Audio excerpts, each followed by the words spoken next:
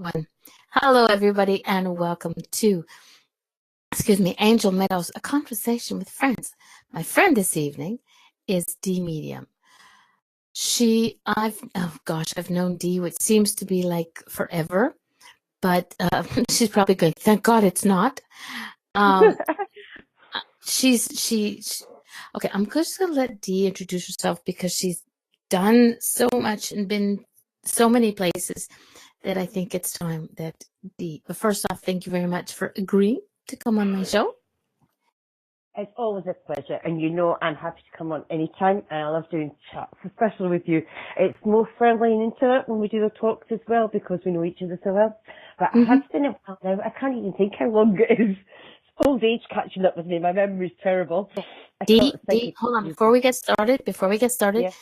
Take a deep breath and slow down, because you go so fast when you get excited that people aren't going to understand your lovely accent. Yeah, my accent can be bad sometimes. It's a Scottish. Only when you go fast. All right. I'll try and slow down. All right. I'm Dee Medium. I've been a medium for, God knows, it's over 22 years. 23, I don't know, over 20 years. So considering you're only 30, that's pretty good. I wish. I wouldn't go back to being 30. But I've worked in Denmark. I lived over there for about 13 years. I'm now back in Britain again. I'm back in Scotland. I've done spiritual churches, demonstrations. I do all aspects of mediumship, from psychic, spirit, higher level, which is soul readings, which is higher self readings. It depends on what you want to call it. I do trance. I've also done crystals, do tarot cards and all that other stuff as such. I also help people develop their abilities and their gifts. One of my pupils, or my fledglings, is in tonight, which is Mary. Hello, Mary. Hey, Mary. She's been with me for a few years now, and very few I actually call fledglings. I help a lot develop, but only very few I actually develop as in one-to-one and really bring them on as such, and we call them fledglings. It means little bird, but it's just what we call spiritually. We call when we teach someone fledglings. We've had one of your fledglings as a guest and as a friend in the chat room, Fellini. Oh yes, Fellini. She's been with me for many, many years as well. I love Fellini as well. All my fledglings, I must admit, they're really lovely people. You may have to get a few more on. You had Elaine on at one point as well. She used to be one of my fledglings. She did the paradigm therapy. Yeah, I'll have her back. She may not know it yet, but she's going to come back. I'll wangle her and I'll actually mention it to her and get her to come back and give her about actually giving information and things like that, because what she does needs to be out there. I told her the best way for people to understand it, because it is kind of new and nobody else really does it. It's actually showing people and explaining it to people, so she needs to get it out there a bit more. So, but definitely, and I'll come and listen to that show as well. So that's basically me. But I'm on Facebook. I do Pal Talk usually, although I've been off for a while. But normally I do Pal Talk, and I do development and chat for anyone that wants to come in, discuss all aspects of spirituals, and I help people with the gifts and abilities, people who are having problems spiritually as well as materially. It's not just about the readings.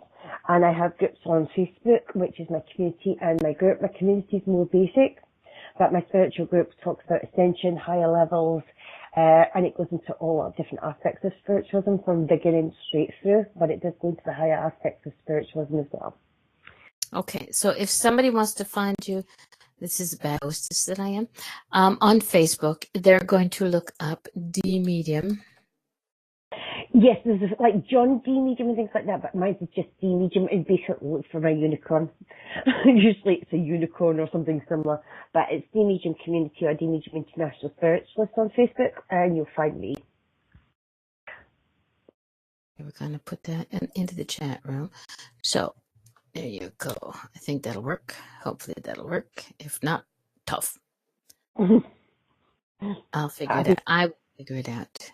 You've been doing it for years, Mama D. You should have figured it out. I know, but the thing is, I'm not a professional. I am just me, and I love talking, and I love making people show shine their lights, And there we go. Copy and paste.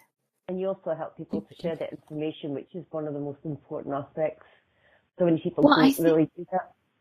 I think it's important that people get to share their knowledge and what they do. Not everybody does it the same. So even if I have 1 week to the next, I have D medium on this week, and I have Eric Glenn medium, and somebody else medium.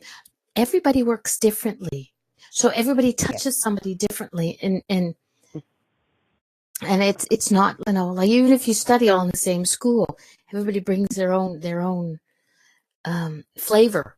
They add their own ingredients. If you put 8 chefs in a room and you give them all the same ingredients and you say, make a spaghetti sauce, it just depends on how much oregano is put in or how much tomato. So everybody puts their own little added flavor to it. So I think it's very important that, everybody's gifts and abilities get shined. Maybe you should do that when we could actually get a few of us together and sit and discuss different topics and give each point of view. I think it's good the more point of views people have, the more the different perspectives on it, because there's no set way. And people have misconception about spiritualism. Some people say, I just share the information, it doesn't come from me, or I don't do anything spiritual, I'm not medium and it doesn't. But that's still spiritual because you're sharing that information. Mm-hmm. And there's not enough people doing that, especially at this moment, because it needs to be shared. And that makes you just as much as any medium or anybody else with any other gift, because you are passing that information on. A lot of them keep it to themselves and don't really share what they get. So even those that pass it on, we're all spiritual in different ways though. I always say one thing that people have forgotten is listening. It's a spiritual gift. People used to listen. Now these days when you talk, people are judging you, or they're having conversations in their head thinking about what they're going to say. They don't listen to what you're actually talking about. So the ability to listen is actually a spiritual gift these days. It's something that's been so lost, and people don't realise that as much a gift as anything else, because someone in need, to have someone that listens to them, that doesn't judge them, isn't going to put them down, that just sits there and listens, that is an amazing gift these days. It's very rare as well. It is, because people kind of listen with they don't listen with their I say listen with your heart. You just listen with your ears, and it just sort of goes in one ear and out the other.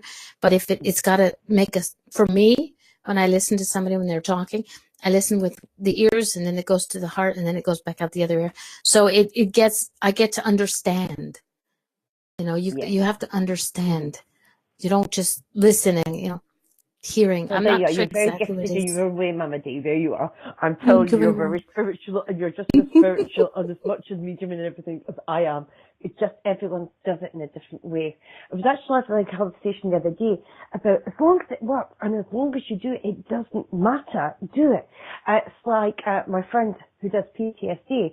She's all about doing mediumship, but she finds it easier doing the PTSD and the healing with the mediumship. Mm-hmm. And she was kind of more towards, hopefully she doesn't mind me talking about, but it was more towards the fact she was thinking spiritualism, you've got to stand and do readings, and it's so much more about just doing readings and bringing through your loved ones.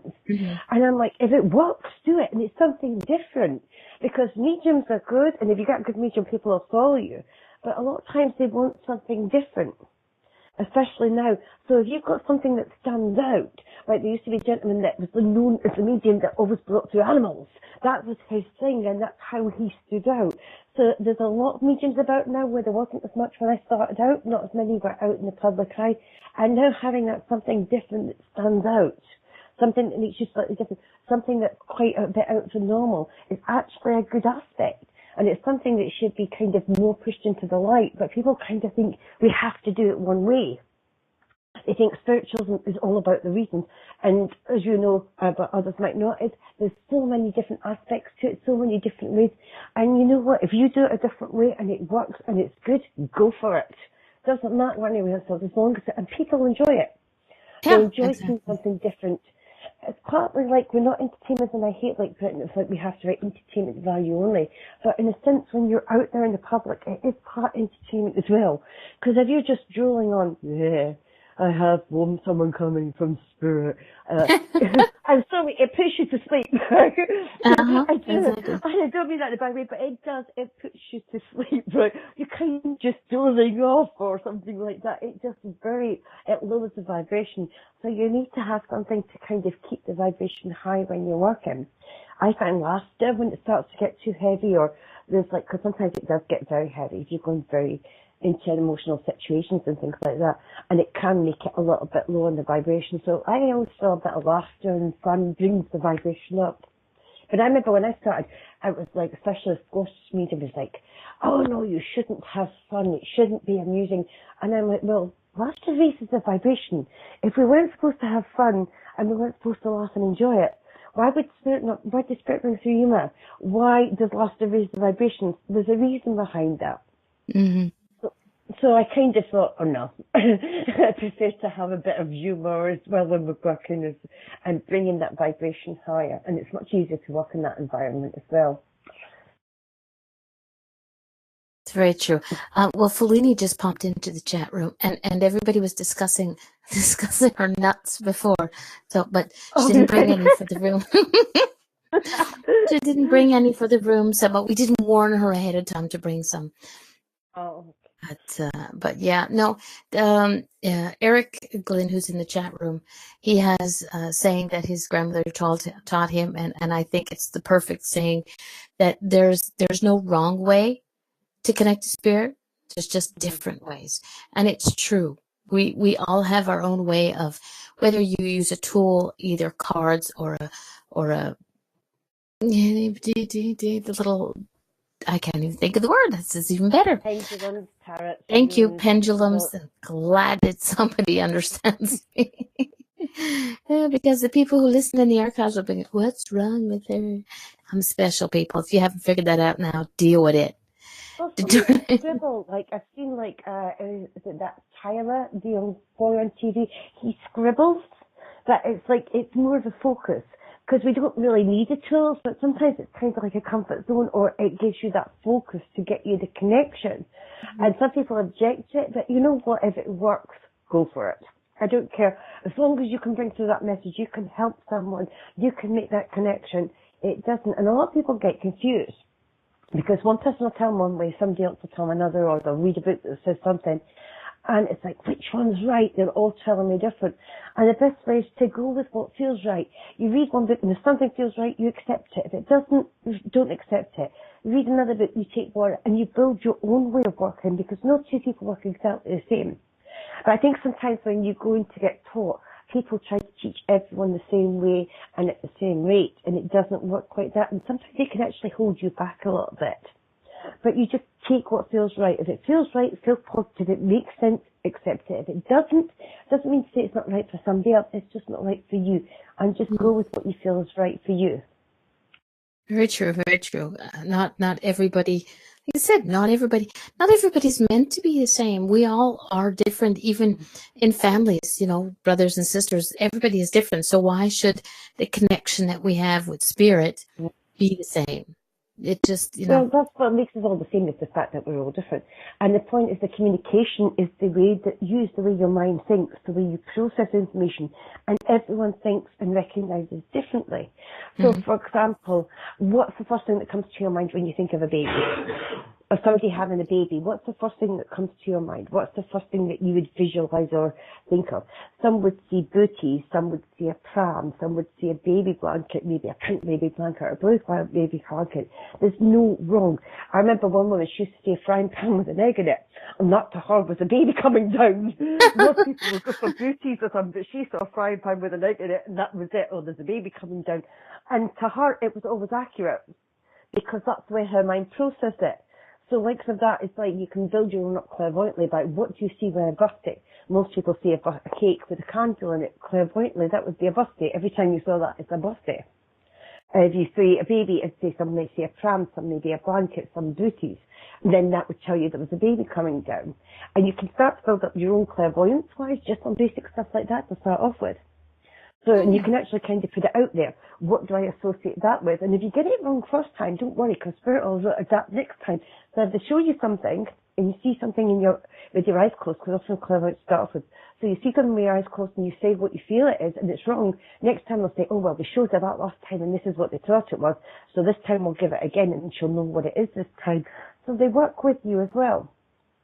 But everyone is individual, everyone works differently, and even if you're taught by the same person, you have your own personality, your own way of working, your own way of processing it, your own way of doing it.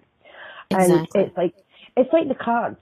People come to me, oh, it's like I do them psychically, so often people read the book. And I'm not saying it's wrong, but there's a difference between reading the book and doing psychic ability. So I'll do the cards, the tarot cards. And I'll sit there and say, right, this is what this card means to you. And they'll say, no, it's not. I'm like, somebody in the room will shout, no, it's not. And I'm like, yes, it is. No, it means this because they've read some book. But I'm taking it up psychically, and the person's taking it, but they're saying, no, or they'll say to me, oh, look, I've got the 10 of, the 9 of wands or whatever. You know what that means? And I'm like, no idea what it means. Show me the card and I'll know what you mean. I don't know what it is. I didn't read the book. I actually started developing. I used to do the cards when it was just mucking about. This is before I started developing properly, and it was just for fun. And people used to go, oh my God, that's accurate. So I was like, and I just did it just for a laugh more than anything else. And one day I decided to read the book, because everyone read the book. Oh my God, I couldn't do them for a year. It mucked my head up. Couldn't figure it out. I'd never read the book beforehand, and I was able to do them. And for a year, I could not do the cards because I read the book. So now my advice is, you want to do the tarot cards, throw me the book. Well, I think like everything else, it's who does, when I started with the cards, I have to admit, I did read the book and I went with what the book, but now I see what I see in the cards is what I get for that person. And I can get the same card for different people, and it's okay, we'll make her breathe again. I can get the same card for different people, and it's a different thing because I'm focusing on a different person. So it's not the same thing. You can get the same cards for somebody, for 3 people, same cards, and each one means different when you do it psychically. But when you're doing it from reading the book, you get the same cards for 3 people. You're giving them the same information, and it's not going to fit everybody. You might get 2 out of the 3 or something, but you're not going to get everybody out of it because it's different for each person. Exactly. And it's the book is, there's nothing wrong with the book. It's just that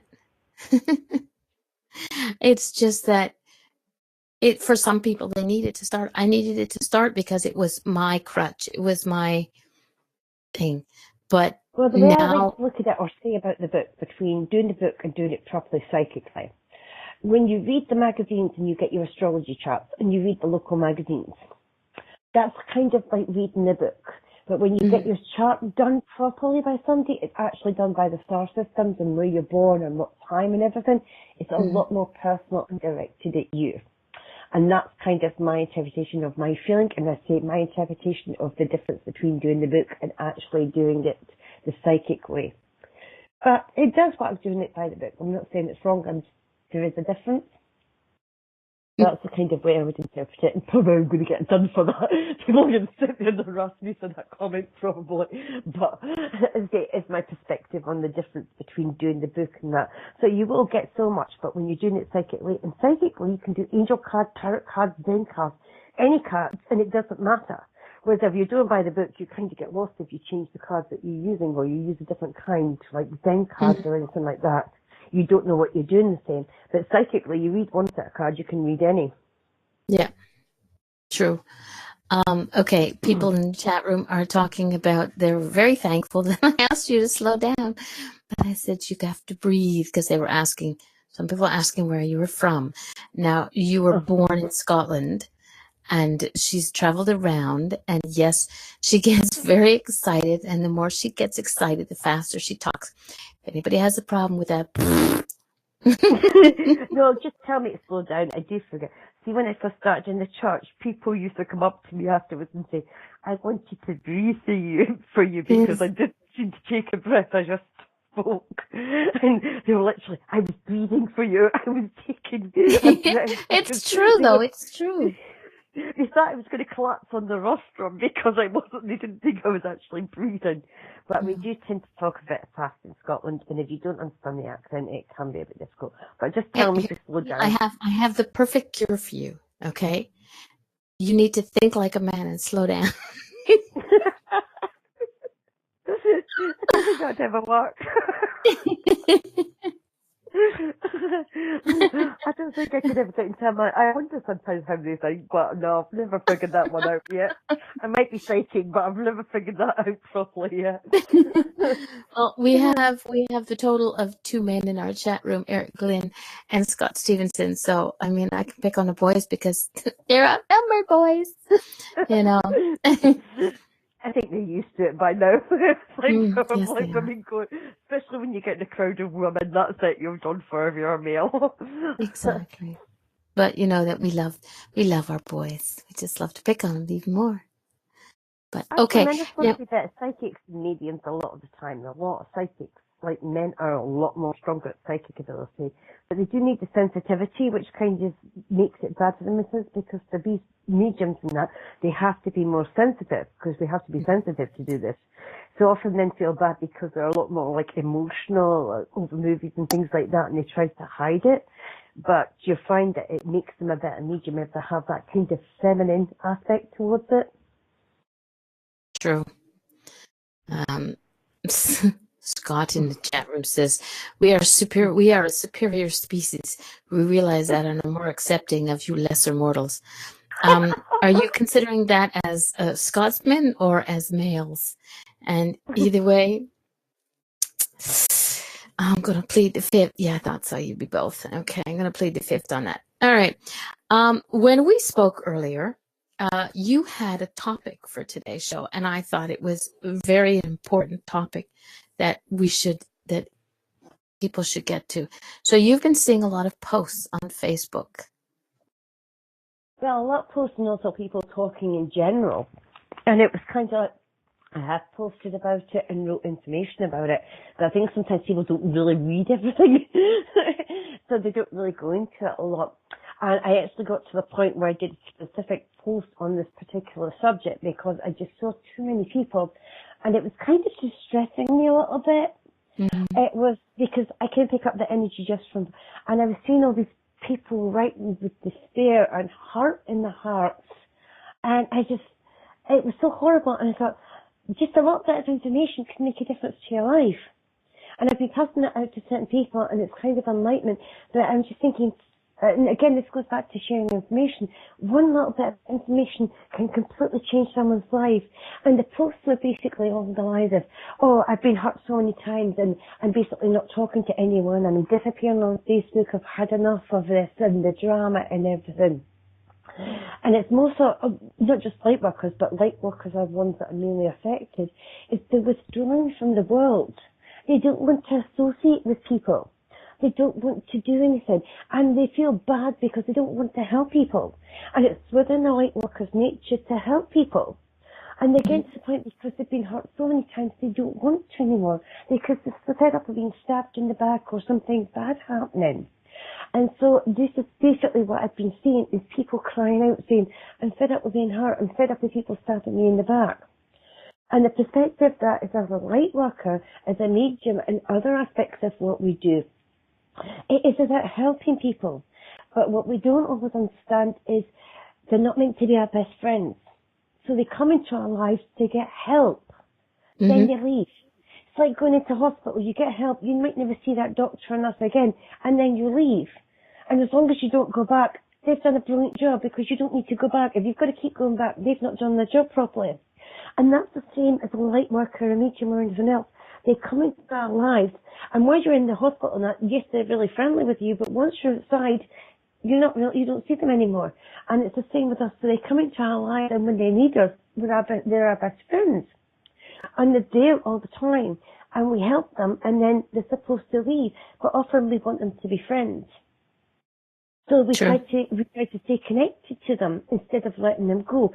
And because we're not meant to be with them, it might be not on the same vibration as us, and might be more negative to our lives. It doesn't make them bad people, but they could be negative to our lives. They could be bringing us down. There could be things that they have negative with them that would affect us in a bad way. And we have to keep our vibration high.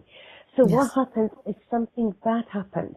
Sometimes bad things happen for a good reason. And sometimes because we don't let these people go or they try to latch on, Then something bad happens. We get stabbed in the back. They do something to hurt us. And therefore they take this hurt in and they walk away with this big hurt. Every time I help somebody, they do something, it always comes back onto me. Why does it always happen to me when I'm being so nice? Why do they always turn on me? Why are they so grateful? And the perspective is if they walk away and you don't see them again, you've done your job. If you've got to keep coming back, you've not done such a good job. So if someone walks away and never see them again, you know what? Brilliant. If they come back after a couple of years, well, okay, at least they've had 2 years. There's obviously something new that's come up. And that's the difference. That one bit of knowledge makes a difference. Because sometimes we want everyone to be our friends. Or we seem like we're friends. And at that time we are because it needs to be. Because we can't help someone as a light worker unless we have that energy. The energy attracts them. As a light worker, you get strange people coming up to you and start telling you the life story. And you're sitting Yes. there, why are you telling me everything? You're telling me about your relationship. You're telling me about your children too. You've all just met me. I'm sitting at the bus stop waiting on the bus. And you're sitting there telling me everything about your life. Because you have to have that energy for people to feel comfortable and be able to talk to you and be able to open up to you. Otherwise, Very you true. couldn't help them. So they come in and they feel that vibration, so they feel.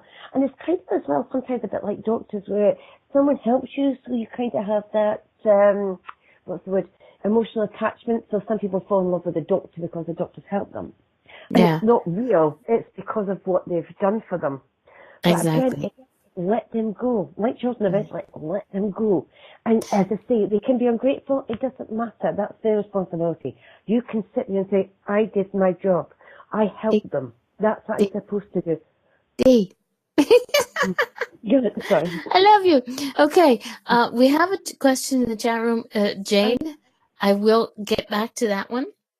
But Diane Jane asked, my God, I'm going to have so many Janes in the room. It's not funny. Get myself confused. She says, do you think that people stab you in the back because it's their way of trying to get you to let go? Do you think they stab you in the back because it's their way? No, it's not to do with them. It's more on a spiritual level. Mm-hmm. I'm going to go and tell a little story here. You know I love my stories and I love questions, but it kind of explains. Sometimes bad things happen for a good reason. I was in the spiritual church and developed for 3 years, and I got the feeling I should have left, and I didn't. I held on and held on and held on, and there was one particular woman in the church that didn't like me. Eventually, the whole church was divided in half, them and me, basically. I was psychically attacked and everything, and it forced me to the point where I had to leave. I had no option. And it was the most devastating time in my life. What am I going to do? How can I survive with the church? How am I going to do? What's supposed to happen next? And that's why I stayed, because I was more scared of leaving than I was of actually anything else, of how I would be able to go on. So I stayed, and it was really unbearable. It was so bad. And then one day I just thought, that's it. I was on the rostrum, psychically attacked, literally. And somebody tried to make a fool of me, and it actually backfired. I love my guides. And I stood up, sat there, and I walked out that church, head held high, and I never went back. That was kind of the end of it. And at the time, it was devastating. It was horrible. The whole experience was terrible. But it was to make me move on. Because if I'd stayed in that church, I would never have carried on my mediumship my way. I would never have moved to Denmark and did what I did over there. I wouldn't be doing what I'm doing now. I would have still been stuck in that church every week, talking to the same people. I'm not saying it's a bad thing, but they had different plans for me. But I'd have been in that church every week, sitting talking to the same people. I probably would have ended up running that church. And it would have controlled my life. I would have had to have that commitment to that life, that church for the rest of my life. And that's what would have happened. I would have stayed there and eventually took over that church. But because they broke me away, then I was able to do a lot more. I was able to travel all different places, including going to Denmark and Germany and everything, and work over there. I'd never been able to do that. So it was a really bad thing, but in saying that, and hindsight's a wonderful thing, even with mediumship, it was the best thing that ever happened. But they had to make it so bad, I had no option to leave. And it wasn't necessarily the people, it was Spirit did it. Because although I didn't see it at the time, it was for my best. It was for my spiritual path. It was so that I could do what I was meant to do. And if I hadn't done that because we had free will, I could have stayed there, and that would have been my path. Stay in that church and eventually run it and carry on week after week after week after week doing the same thing to the same people. And that's good for some people, but really that wasn't what I was meant to do. Very true. So it's the same Diane thing. says, Diane Jane says, thank you very much. And Mary says, you have wonderful guides. Yes, she knows my guides well. Okay. The question in the chat room, it doesn't pertain to the topic that we're on, but I think it's a very good question. It says, does Dee channel all the time, or does she turn it off and on like does she turn it on like a switch when reading? Well, there's actually a big thing as such. Although the children being born are now different, basically when I started out, there was only certain people were kind of known as mediums or had a gift or ability. We all had it, but not everyone was able to develop it.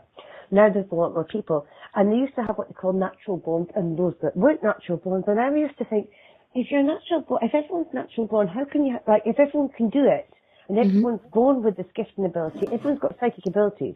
Some more healers, some more mediums. Not everyone's a medium, not everyone's a healer, but we all have this psychic ability we can all develop. So how can you have a natural born? Aren't we all natural born?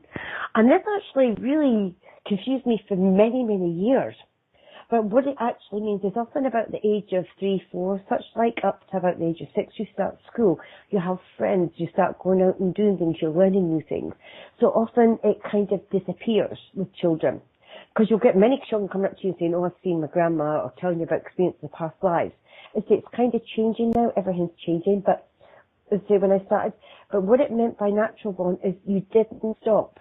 So when you carried on, and when most children kind of stopped at the age of 5 or whatever, around about that age group, they don't close down, they don't stop at connecting, they carry on. And so many people say, I would love to be a natural. Believe me, it's not the best thing in the world, because when you're a natural born, you can't turn it off. So you constantly go through it all your life, having things happen to you. I had them on my bed covers between 12 and 4. I was at 14. I was petrified. I used to see people walking through my walls and heads and everything. I had other things before that, but that scared the hell out of me for 2 years. And I couldn't tell anyone, long story, but I thought it was vampires. And I couldn't turn it off. So eventually you do get to a point where it's in the background. You always know it's there. Kind of like if you think of a TV. Most people can turn, like if you're not natural born as such, you turn the TV on, and often they find it difficult until they learn how to develop their abilities and that. So you can press on the on switch and the TV's on. And then you press the off switch. When you're a natural born, the TV's constantly on. Sometimes it's loud and you can see it and you're watching it and you can't get away from it. And other times you learn to put it in the background. So you're doing other things, but it's still there in the background. You can still hear and see it, but you're not really paying attention. So when you're kind of a natural born, you have to learn to put it in the background. And I think Eric will agree with me this. And you just kind of have it there constantly. And you can't really turn it off because you don't really understand it when you're a child unless you've got someone spiritually minded or someone who knows how it works. You don't know what this is or what's happening. You just have to live with it. A lot of things when I was young I thought were natural. I closed my eyes and can see colours and pictures. I thought that was normal with everybody. There was a lot of things when I was younger. I knew when people didn't like me. I used to put it down to my imagination. And I kind of got told stuff like, oh, imagine people had big bubbles and could see your thoughts. And I always wanted this gift and ability. I'd love to be able to do it. But I didn't understand I had it. I just thought it was natural what I did, and I thought everybody did it. But it was always there. Now I ban them from the hallway because I used to always have somebody living in my hallway. It used to scare the hell out of me, but I don't know who it was. Because I didn't understand it. When I went to spiritual church, I started to learn about it. I started to understand. I understand what was happening, and I was actually eventually able to turn it off. So I could say, this is my time. And that was actually one of the biggest things ever. I could turn it off. In saying that, even when you turn it off, if it's like I put it down to emergencies only, but sometimes they'll still annoy you occasionally. They'll sometimes sneak in and do things so that you get your attention. If there's no other option and you're the only option to pass that message on, and there's only that circumstances, even though I'm kind of like I'm closed and I'm not working, they will actually jump in. But I kind of say only in emergencies you can do that now. Because if I'm at my daughter's wedding, I don't want to sit and do a reading. If I've got friends coming to me, I'm not there to read them, they've come to visit me. If they want to read, I can do it at another time. I can arrange an appointment and do it at another time. So now it's only like emergencies or something really important and there's no other option, they'll actually jump in outside of that. But yes, you can learn to open and close. You can learn to turn it on and off. And as I say, most people find it hard to turn it on. When you're natural born, it's hard to turn it off. Yes. But once you learn Diane, information, Diane Jane in the chat room said she wonders if ADD and ADHD is natural with no switch. well, I think people are diagnosed with things a lot easy these days, far too easy. All right, and they'll call them. I mean, you're talking about rainbow children. They're kind of like ADH, right? They're totally hyper, right? It's got nothing to do with the E factor. It's got nothing to do with the others. They've no fear of anything. So anyone that's got a rainbow child, they're constantly on the move. They're constantly running about the place.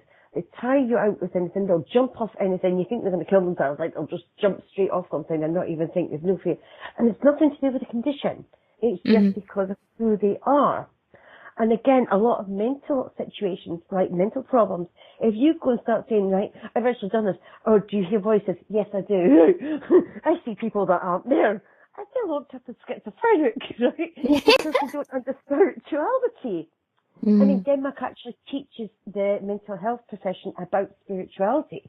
So if you go there and you're a spiritualist and you are a medium, they can't class you as schizophrenic. Any other country will actually call you schizophrenic because you talk to people who aren't there. But I will say, if you've got a room full of 100 people and you can see somebody and you're talking to somebody that nobody else can see, if you don't think you're a bit crazy, you have problems, right? I think it's fun to be a little bit crazy. Yeah, I talk to unicorns. There you go. I should talk to unicorns. Scott in the chat room. Scott in the chat room said when you were talking about natural born, there are also light workers who use the term natural born as if it's better or superior from whatever else they do. And but yeah, that's some do that, and I get it. But there's and I've actually run into somebody one time who when they discovered what I do. They said, "Oh well, I never went to school with it. I'm natural. I was born like this," and they sort of thought that they were higher than me, better than me. And I don't even like using that term, better than me, but the way she said it, and it's ego, and but we all have ego. It's just that we can't live an egotistical life. We can't live through our ego, and it's some people don't get. Well, Cheryl, actually, I would like to say there is a difference between ego and egotistic. People say you've got yes. an ego, but they mean egotistic.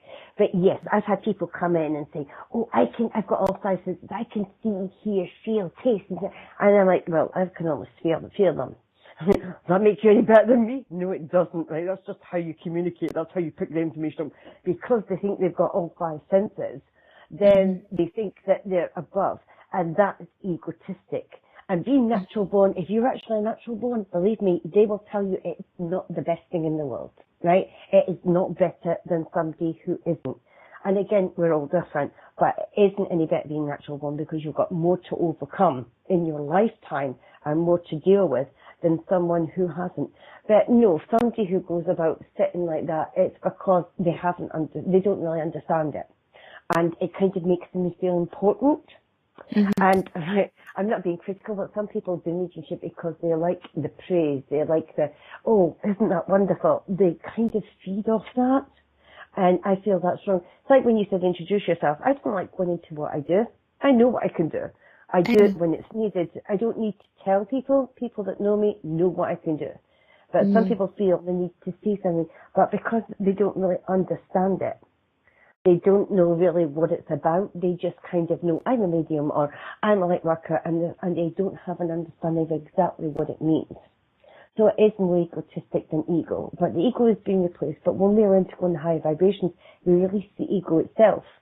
The ego's there for a reason, but we're learning to release that because we don't really need it when you go into the higher vibrations. When you start to go to the higher levels and you connect to your higher self, you can let that go. So anyone who is genuine and on the spiritual path and on the higher levels, you will find that they don't have that. In saying that, some of the most unspiritual people you meet are in spiritual church because a lot of jealousy goes on there, which is kind of, most people are surprised that there's a lot of jealousy and backstabbing and things like that. And it's kind of a shame because it does end up giving us a bad name for those that are genuinely out there. But it comes down to lack of knowledge, a lack of understanding on their part, and not really understanding what they're doing or what we are actually meant to be doing in this world. Now, if everybody will stop typing, I'll be able to read to Diane what's going on in the chat room because it's embarrassing. Okay. I do what well? I'm not sure. Here we go. Scott, isn't everyone born with the same? This is Cheryl to Scott. Isn't everyone born with the same gifts? It's just some wish to acknowledge and some don't. And Scott says, yes. I'm not going to say I, because it sounds funny coming from Canadian. Yes, we can kick a football. Just some people work very hard, and practice and become professional. Some choose never to do it in their whole life. And Jane says, I think there's a difference between those who are called to be readers and those who aren't. We are all psychic, but we all shouldn't be professionals at it, and don't throw rocks at me, just my opinion. There's nobody throws rocks at anybody in here. Everyone's got their opinion. That's how you have a discussion and you learn. You learn from discussion and different people's opinions. So even if two people have different opinions, it doesn't make anyone wrong. It's just their perspective of it. And it's actually a good way for people to find out what's best for them. But as for that, everyone's born with a gift and ability. What it's like about putting the time and the effort into it. Right, for example, would you let me go and play with your car? Right, your car breaks down. Would you let me go and look at your car and fix it? Well, no. I went to a mechanic, right? I know nothing about cars. Why would I suddenly start to pretend I'm a mechanic? Even if I read a manual to explain to me about the car and how it works and what it's supposed to do. I still wouldn't trust myself, right? I wouldn't get in the car. Right? So why would I expect anyone else's? And it's the same with what we do. Some people are just kind of like, I'll read the manual and I can go and fix the car. And it's the same with spiritual. They read a book and they think they can do it. And I don't mean that in a bad way, because it is there naturally. But like anything, we need to develop that. We need to understand what we do. Why would you want to play with energy if you don't know how it affects you? I started out in mediumship, right, 20 odd years ago. And I remember, as I say, it wasn't quite as common as it is now. Right? And people who were mediums for a long time were all ill. Every single one of them, after long times of being mediums, over 20 years, majority of them were actually physically ill in some ways. And I looked at it and thinking, wait a minute, how is this going to affect me? If I'm playing with energy, how does it actually affect me? And it was very difficult for me to find the answers, and it's still quite hard now. But I wasn't going to do something unless I knew how it was going to affect me long term, because I didn't want it to make me worse physically or in any aspect. So I went out and learned, how does that affect you energy-wise? And then again, I tell people about healing. If you're going to heal, practice on yourself. Somebody said to me, well, I'll practice on someone else first. I'm like, well, if you won't do it on yourself, why would you do it to somebody else? If you don't trust yourself and practicing the energy on you, why would you practice healing on somebody else first? Very true. You've got to trust it within yourself. So why would you my husband alive? It's good. You wasn't just somebody who wasn't trained as a mechanic. They might be good at cars and they might have done it, but if you want your car done properly, you take it to a mechanic. If you want your hair cut, you don't just give somebody a pair of scissors and say cut away. You go to a hairdresser.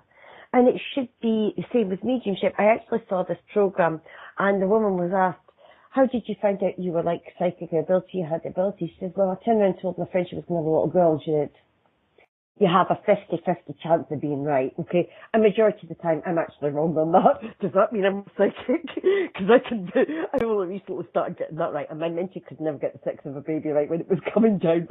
How does that make you psychic? But it's like anything. You're going into something, you should know what you're doing. You should know. Because a lot of responsibility, ethics, and morals comes into it. And some people do this and don't take responsibility for their actions. And we try to help people, and sometimes they end up making people worse. The amount of people I've had to deal with that have been at somebody else have come to me in distress and upset. It's unbelievable. There was one woman, and I say I don't like criticising other mediums, but these are actual facts. One woman came, was in this place, in this group, and she was like, somebody wrote to her and says, oh yes, your son died and he's stuck. He didn't pass over. End of conversation. This woman was right, and she was desperate. Please, somebody help me. I mean, seriously, when you're psychic, you can feel the energy. She was pleading for help. She just been told her son was stuck, dead and stuck, and couldn't cross over into the spirit world, into the light as such. And she was so desperate and hurting. And I'm thinking, It's so easy to solve, and I was waiting for someone else to deal with it because it wasn't me that had done it, and eventually I couldn't handle it anymore, and I just wrote, I said, I'll send the healing angels. And it was as simple as that, send healing angels to help them, and the one was like, thank you. But like of that, people don't take responsibility for what they're doing, and they don't think of responsibility of who they're dealing with. You don't know what mental state that person is when they're coming to you. They could be suicidal, and you could say something to them that could make them go off and think, what's the point? I actually had a situation where I had a little boy I was teaching, and remember he was very young, and I was always supervised. And I had parents' consent because he was young. He was 15, so I had parents' consent, and he was never working in public and that without being supervised. He was learning. Mm-hmm. And there was one day a woman came in, and she was having a really bad time of it. And he's like, basically, yeah, life's really bad, everything's going terrible. By the way, it's never going to get better. And I'm just like, you can't say that. Somebody suicidal could just think, well, what's the point in going out and kill themselves? Now, he was very young and he was learning, so, and as I say, I was there to deal with the situation. But I've had other people who are actually mediums, not just learning or in those circumstances, but actually out there. And I've had to deal with so much devastation and so much hurt and so much pain because other people haven't taken responsibility. Because they don't think, oh, well, I give what I get, so I have to give it. And they don't take about me. I always kind of go by my ethics and morals. If I wouldn't want to hear it, if it would upset me, it wouldn't benefit me, then I wouldn't give it to someone else. I don't see that's wrong because we're supposed to help them and uplift them. We're not supposed to make them worse. Very true. Scott, I've noticed Salinas goes on the chat room. Scott says, there are some, okay, let me try this. There are some bloomin' horrible pillocs out there calling themselves mediums and psychics. Yeah, I had a woman who was told by a psychic when she was young. She was told by a psychic that she would die of some form of cancer. I forget what it was, and so she said she would never go back. She says, look at me, I'm alive now. I'm past the time that the psychic said that I would die. I said, well, first off, that person is not a psychic. That person is an idiot. They should not tell you things like that because that's what you said. Like, just blurting it out there and not saying anything. I said, but what it is that we have, as humans, we have this freedom of choice thing. So when she said, if you're going to die of cancer in 3 years. Okay. But if you continue on the path that you're going, you might get it. But because because you got that flash, you changed things in your life. So you aren't dying of cancer. You didn't get cancer because you changed something in your life. Exactly. It's not, there's no such thing. There's no hard and fast rule that a psychic can tell you of what's coming into the future. Okay. Well, psychics say they can predict the future, but as a spiritualist medium, we know we can't predict the future, but we can tell you what could happen. And again, it's about change. There was a gentleman called George. There was a gentleman called George used to work in a church, and he turned around to this woman and he says, 3 steps outside your house. Be careful, or something may happen. He didn't say exactly what, obviously, you wouldn't say, but just be careful on these steps. She came back 3 months later. She had a big plaster on her leg. She had fallen 3 steps outside the house. If she'd listened to him, right, she wouldn't have done it. And yes, you could say the medium was wrong, but the point is he saved her from having that accident. So this, I'd rather save somebody from a bad situation and be classed as wrong than them come back with a big plaster on the leg and be right. But psychics say, I predict the future and I tell you, but spiritual mediums, we know we have free will. We can only tell you the path that you're on at this moment. And if you don't change it, yes, that's going to happen. But you can change it at any time, and therefore it's going to change what we predict. It's true. Excuse me. We do have, there are good and bad psychics and mediums out there, and there is a difference in them, and that'll be another topic of conversation for another show. But one more thing before we finish on that subject, I don't call them bad, I call them misguided. They're not bad, they're misguided. That's the difference. There's mediums out there that are genuine and some that are misguided. Do you think this is a question from Jane in the chat room. Do you think if a psychic tells someone the future that they are in a way planting a seed for it to become real in some cases? Yes, they can do. I always give them options like, okay, you're going to go to this party and there's going to be somebody gets drunk and they're going to cause aggro, and basically either don't go, avoid this person, or it's going to happen. And therefore you give them options. That it's like, for example, you were saying about the woman that got told she was going to die. Now, if I turn around and said to you, you're going to die at June the 3rd at 6 o'clock, now, you sit there and you just like give up on life and think, I'm not doing anything. Or you go out and spend all your money and just have a good time. Now, June the 6th come along, or June the 3rd, whatever, comes along and it gets closer and closer and closer. And then suddenly it comes to that time and they have a heart attack. Did I cause it because they sat there and worried about it, because they had it in their mind, I'm going to have a heart attack, and that can cause stress and everything else, so they have a heart attack. So did I cause it, or was it going to happen anyway? And then if it doesn't happen because of whatever, the energy changes, then they spent all the money for no reason, or they've wasted that much time of their life when they could have been out living. But that's the problem you've got, the responsibility is, did you actually cause it, or was it going to happen anyway? Because you've said it, are you making it happen? Because we can manifest things. And then you have this big complicated debate. If you've got responsibility, you have this debate. I will never tell somebody when they're going to die because of that reason. Because will I be actually attributing to that death? Will I be putting that there? And yes, if you get told that something's going to happen, of course you're going to think, oh my God, and you're going to sit there and you're going to wonder, even if you can take that and put it to one side, it's still going to be stuck in the back of your subconscious. It's still going to be in the back of your mind. And you're going to be ticking down the time until that happens. Very true. So I think that's actually wrong, but people do that, but I don't think it's right, because you could be in trouble. You can't say for definite, but then you can't say you didn't. Exactly. Now, in the chat room, one of your fledglings, Fellini, she wrote, people stop typing so I can read this. Fellini wrote, also, one shouldn't give their power to anyone.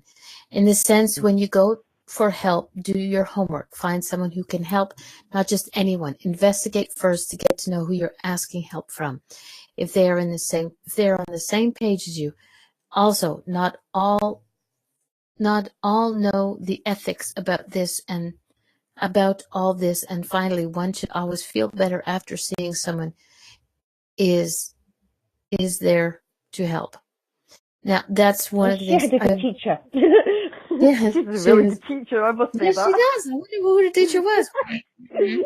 But yes, fully, I agree 100%. Everybody in the chat room is agreeing 100%. And that specifically is one of the reasons why I do what I do with this show. Because everybody gets to, if somebody says, I've heard of D Medium, but I don't know who she is. Well, she was on Mama D's show. Go listen to the show. So people get to know who you are. People get to know who my guests are, whether it's D Medium, whether it's Eric Glenn, who happened to leave the chat room, by the way, without asking permission, putting his hand up and asking to go potty. Who knows where he is? It doesn't matter who you are. You have to do your research. You don't just go to any old doctor who's, you do your research on the doctor. You do your research on your mechanic, on people who are going to paint your house, re-roof you. So what's the difference whether it's somebody who's doing, re-roofing your house or residing your house, working on your car, or giving you advice from spirit? Because that's what it is. Check me out. See, if they come to me, I'll say, check me out first. Don't just come to me and say, yes, you want to read or think I'm a mate. Check me out and find out, because just because people might not want to come to me, I don't feel comfortable with me, doesn't mean to say I'm a bad medium, or that it might just be I'm not on the same level of energy as them, but there's somebody out there that is. But I will always tell people to check me out first. I won't just, even say, complete strangers come up and say, just check me out, see what I can do, go and see what I've done before you come to me. I always think you should actually have I think we should get instructions how to take readings. I'm deadly serious about this. They really should have instructions how to take a reading. Because you go for a reading, and often they'll come and say that was an amazing reading. But you have like psychic amnesia, and then often you see the medium. A good medium will say, please don't give me any information. But other mediums, you give them, it's very difficult not to speak when you're going to somebody like me and you're trying to tell them about things. And they'll turn around and they'll give you too much information. It's easy not to feed you as a medium because you never let people say a word in edgewise, because you just go, which is a good thing. I actually type quicker than I actually speak. So Lord help us, no. Okay, hey Jennifer. Of how it's done. It's true. We have a comment in the chat room from Scott. My mother, a confused medium and church fundamentalist, saw a misguided pillock of a medium who told her she would die at the age of 63. Hold on a second. Let's see if I can get this. People keep moving the stuff around and I don't get to read it again. So I did a quick copy and paste. Okay. Died at the age of 63. And she went back another time and was told she would die away from home and the family would have big problems because of it. She never went abroad and rarely left hometown. It really sunk deep into her psyche, probably because she suffered from depression. By the way, she's in her 70s and still going strong. Yay, Well, mama. it's a shame, but you know what? I would go back to that meeting and say, look at you, I'm Hello, 70. look at this. I would, Look at all this. actually, the story that actually interested me was Sylvia Brown. Not long before she died, now, if a lot of mediums in the big, like in TV and that, they get criticised. I mean, really, it's really bad when you're up there. And she was actually criticised because she was on a TV programme apparently, and somebody asked about someone who's ill, and she says, right, they're gonna survive, they're gonna die, right? And the person lives. And she got condemned. And I'm like, really? What? You really would have preferred they actually died? So she'd have been right? Why are you complaining if the bonus? And eventually, everyone's going to die. Unless she specifies exactly what date and time they're going to die, eventually everybody dies. So she probably wasn't wrong. But I was thinking, why would you complain? If it was the other way around, maybe. But the fact that she actually said he wasn't going to survive and he did, that's a bonus. Why would you complain about that? Why would you condemn somebody for something when it was a positive result? Even, but it didn't say she was wrong. Just maybe something happened at that particular time. I mean, people get diagnosed with cancer and get told you have 3 months, and then they'll have 3 years. And a lot of it comes down to your mental disposition as well. Exactly. So tell your body, I am not going to give in to this. I'm going to fight this. I'm going to win. Then you have more chance of living and getting past it than you have if you give in and say, right, that's it. Some people get told, oh, you've got cancer, that's it, it's terminal, and they just give up and die. Others, like, I'm not going to give in to this, and they can live for years afterwards. A lot of it is about the mental attitude. And like of that, because of what that woman said, it affects your subconscious.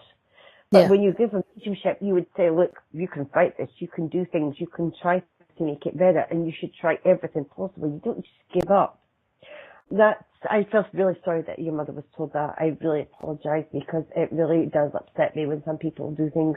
I say again, it comes down to responsibility and ethics. You shouldn't even tell somebody like that. I remember one time somebody came in the chat room, and I love questions. And sometimes the best questions are for people who absolutely know nothing. And ethics and morals about healing is we don't diagnose. We are not doctors. So we may know somebody's got cancer or a safe condition, but we wouldn't diagnose, and we work with doctors. So we'd say, go and see your doctor, get it checked out. It might not be anything serious, but go and check them, because we don't diagnose. And somebody asked me, what about third world countries where there's no medication, there's no doctors, and that they can't get the help? Would you tell them then? And I must admit, I went away for 3 days thinking about it. And I thought, would I break my ethics and morals because of that? And it took me 3 days, and I actually came back to the decision, no, I wouldn't. Why? Because, first of all, we still can't get medication and the help. So really telling them, we just make them, oh God, I'm ill. Whereas they're having their normal life, but they're ill. So you tell them they're ill, then it can affect their subconscious. So they become physically ill and can't do as much. So if you don't tell them, they'll carry on their life as normal. And if they can't get the medication, they can't get the help from the doctors, it's not going to change their life any differently if you tell them. It's going to be more devastating to tell them because they have that knowledge than not having that knowledge. And a lot of situations, it comes to each situation individual. But that actually took me 3 days to sit and seriously think about. I really had to think about that question for a long while. Again, ethics and morals. But there are certain situations where you break your ethics and morals. There are certain cases, but each case is individual. But then again, you still have to take into the whole situation. Is it going to make their life any better? Is it going to improve their life? Is it going to make a difference? And sometimes if it isn't, then you shouldn't give it. Very true. Fellini in the chat room says, oh yes, my daughter told me about a friend who was going to see a psychic and asked what I thought about it. I said, why a psychic? Go see medium. Don't give your power to anybody. The kid was 20 years old and had his whole life in front of him. Really, will you let somebody tell you would you let someone tell you what you may do?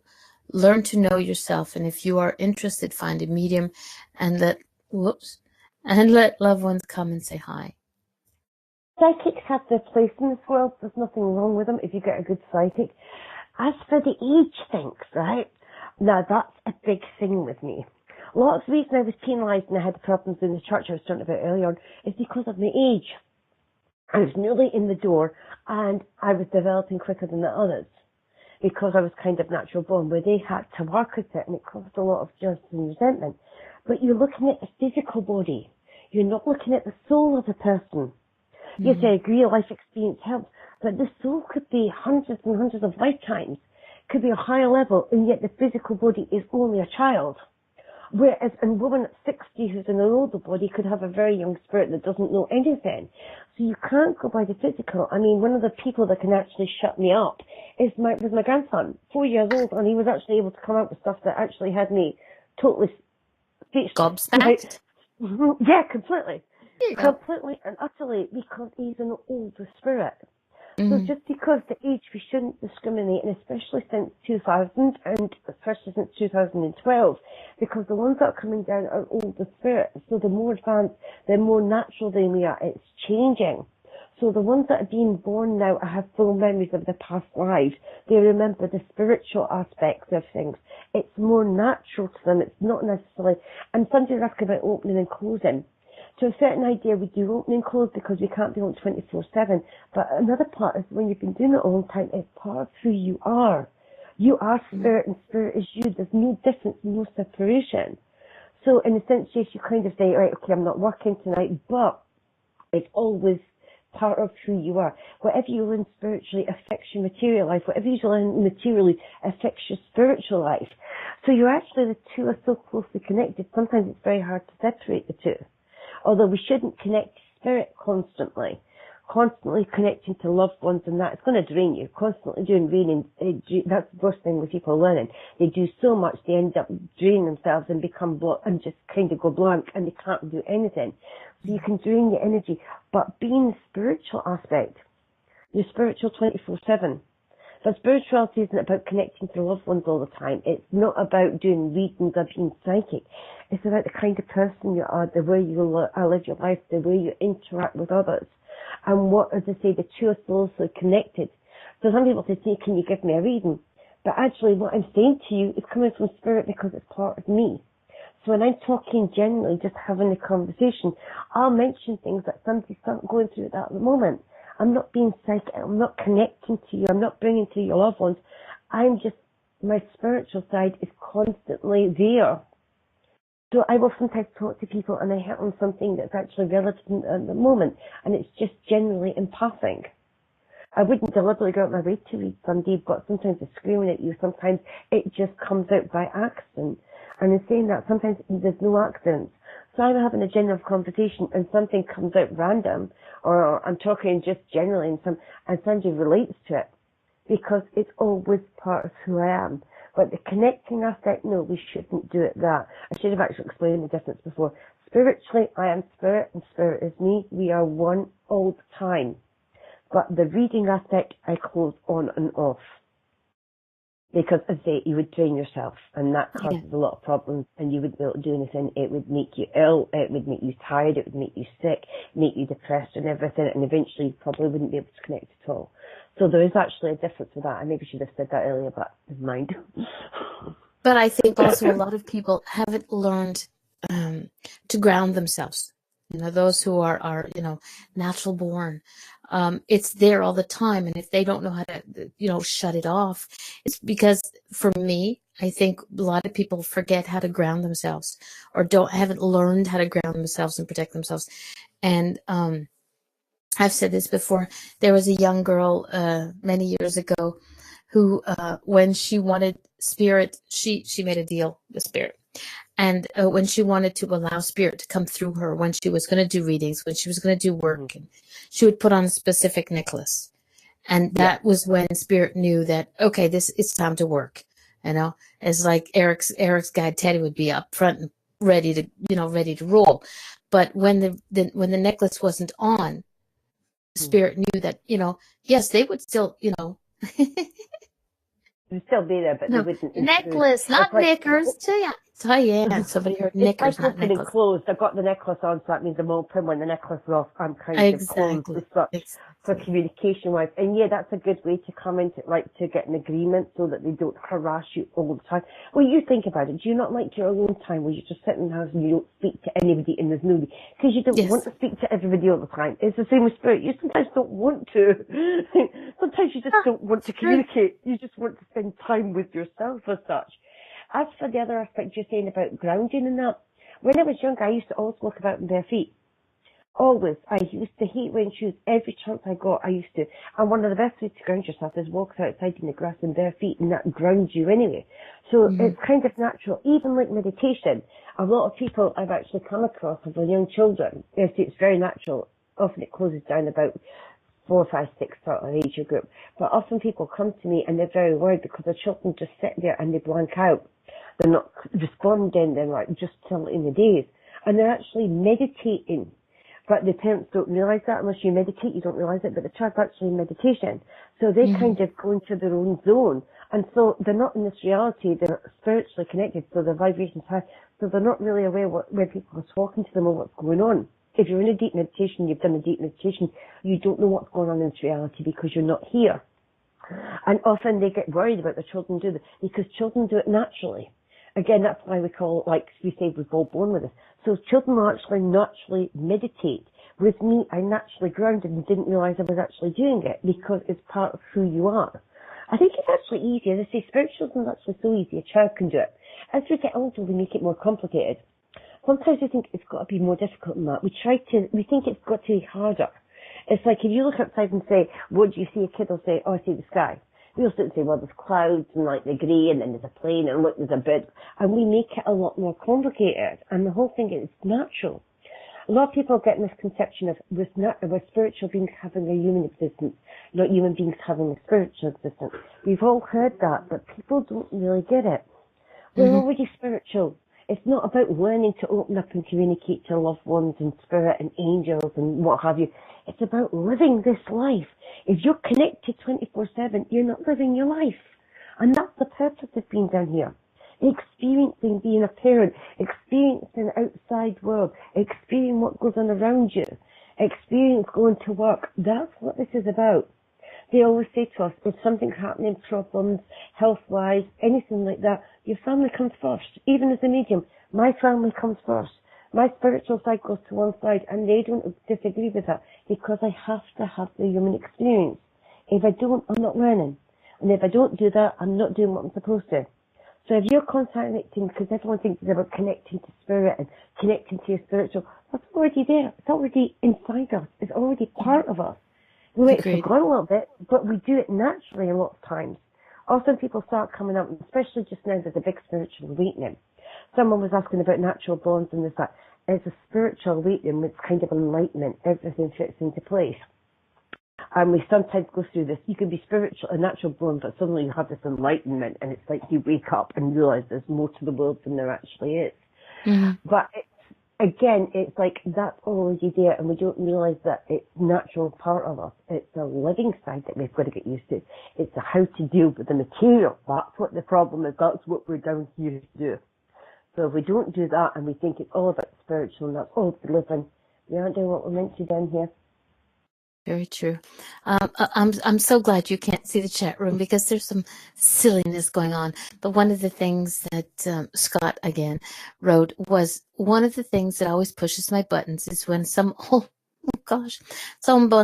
old battle axe tells everyone how they have been doing this for 35 years, and we have a long way to go to be as good as them or even able to do it. I agree with Dee. Ability has no age, so we should all be helping each other up the ladder. Agreed, very much so. Yes, Diane will be doing readings at some point. If Spirit chooses and Diane chooses, then yes, I think she'll be doing some. But yeah, I know Spirit and Diane, they're almost as bad as Teddy and Eric. I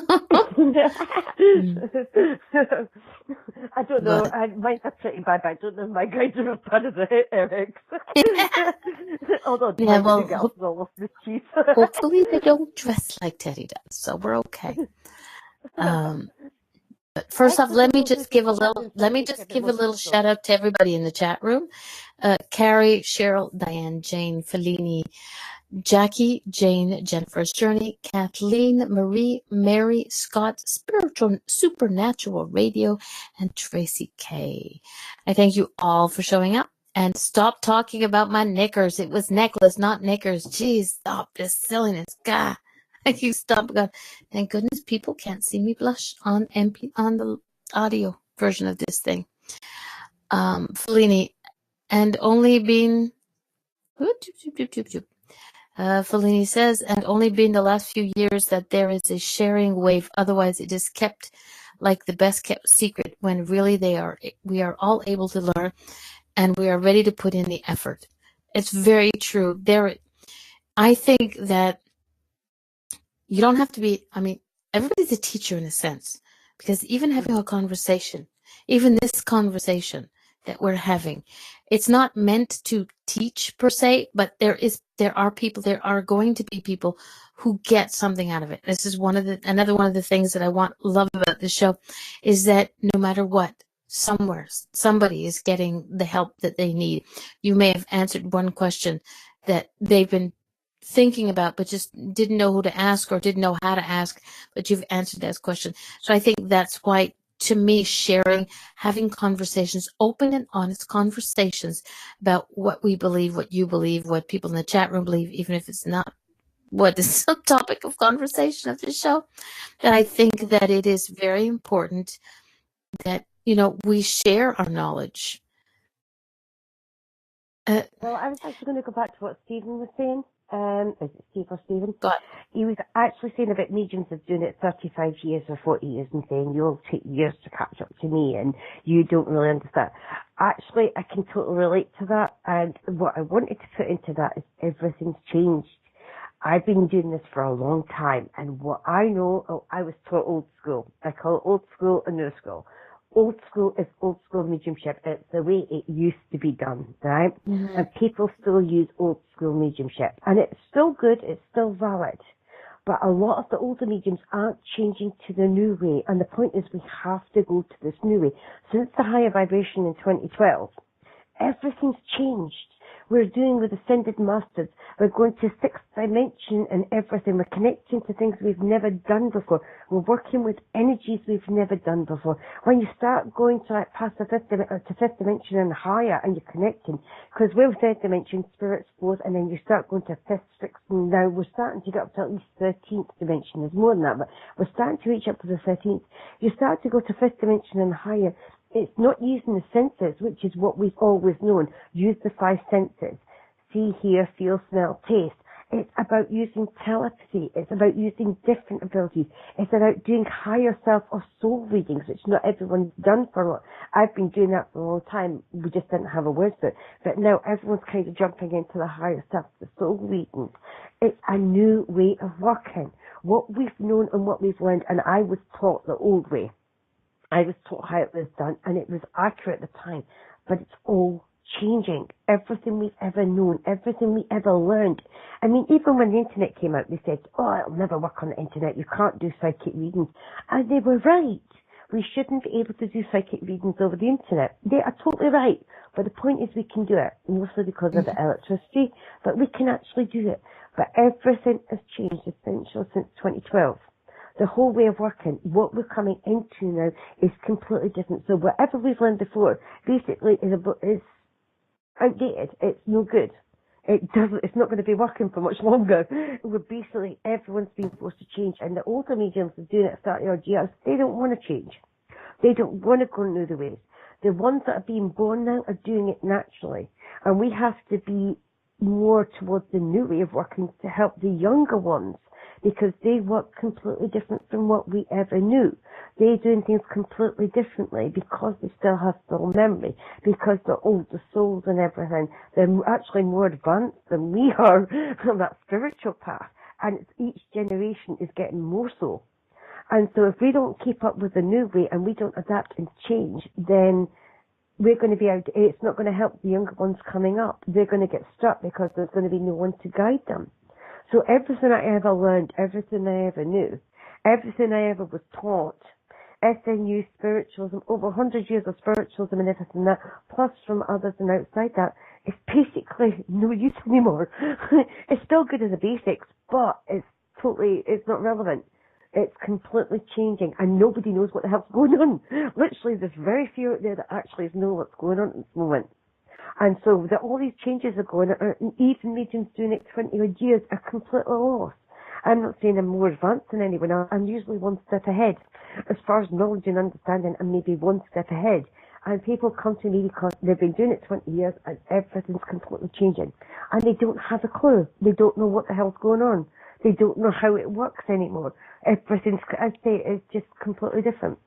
So these ones that are going 35 years and saying you'll never know what I know, then that's wrong because it's changing and they're not adapting to what's coming up. So actually, by using the higher vibration and this new energy and working in a new way, we're doing more than they could even imagine. Manifestation is instantaneous. When you say it to get to the higher vibrations, you stay up there. Oh my God, it's amazing. I actually did this the other day. It takes ages to stay on the higher vibration because you keep getting knocked off. But once you get on the higher vibration, and the higher vibration is like, when you're going up to 700, you're going towards ascension.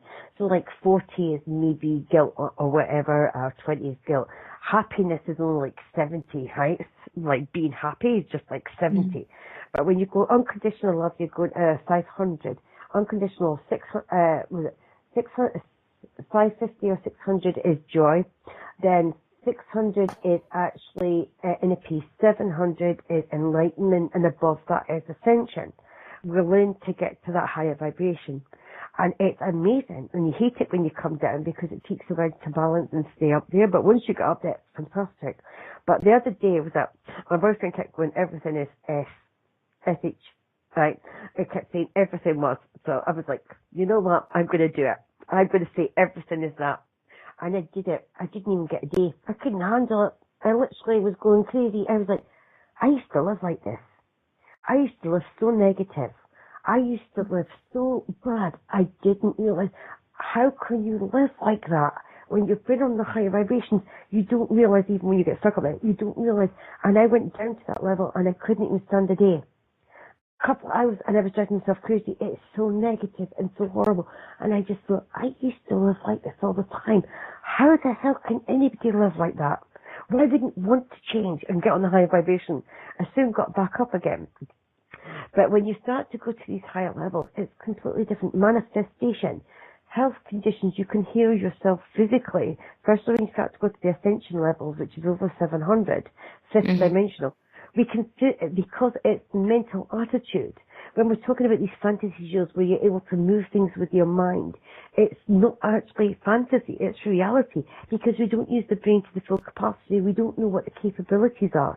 The thing about manifestation, it comes with responsibility, because you can manifest so much good in your life, but the one instant you have that negative thought, you can cause negativity as much as positive. So you have to keep your mind very positive.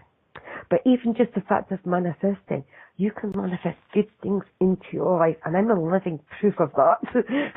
I am such a living proof in that in every aspect. I think I said it in one of the last show I was on with you. So manifestation, the ability to do more, I mean, your abilities start to get more than they were before. You're connecting to higher level beings. Ascended masters are coming through with deep philosophy and understanding. You're getting to a point where you look at this world and you think, what the hell are people doing? Why are they doing this?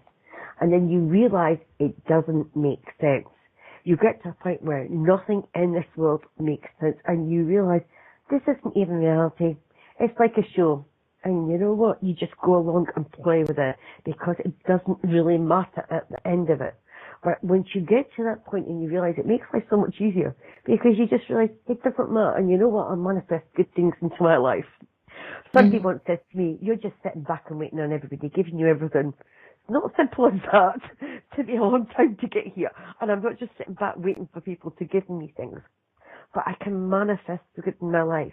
I can make my life better because I've been able to attune myself to it. And I couldn't go back to the other way. And I don't see why people wouldn't want to be where we are, be up here on this level. It's so much better. Problems still come, but you deal with them easier. Sometimes we get knocked off, but it's because we allow others to knock us off. Nobody can knock you off this higher level unless you allow them.